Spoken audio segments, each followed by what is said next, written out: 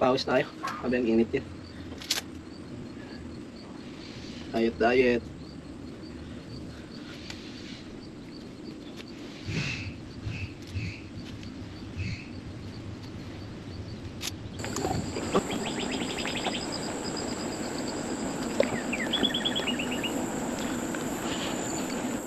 Ayun, pahinga muna tayo guys.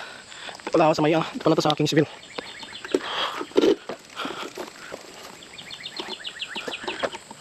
Kikita nyo yung isa ko lang dito. Sarap, fresh air guys. Lakad-lakad tayo. Pagod, sarap papawis, ganda pang tanawin. Ito nyo, sa may likod ko, diba? Ano lang ibon. Sarap pakinggan. Hindi puro marites. Ha?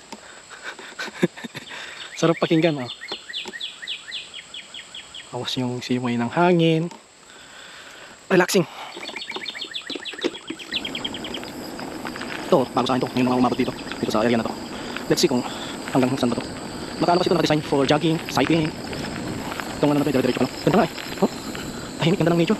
Hindi ko ma-appreciate yung nature eh. Marami yung taas ng mga kahoy. Ay, thank you Lord. Marami sarap. Yung tulog ng tubig oh. Galing sa kanal ba yan? Sarap. Fresh air guys. Dinig nyo ba? Sarap ng simoy ng hangin oh. Naririnig nyo? Ayun, napakahangin oh. Oh. Grabe, sarap. Ooh. God is so good. God is so good to us. Oh. Yes, God is so good. Ito ang ma-appreciate mo yung talaga yung nature. Grabe. The best. Green. Green na green.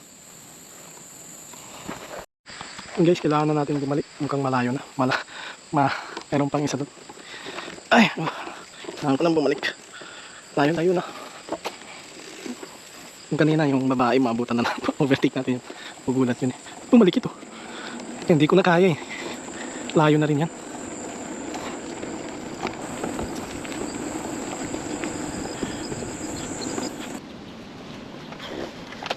Ay, pagod. Ay, hindi.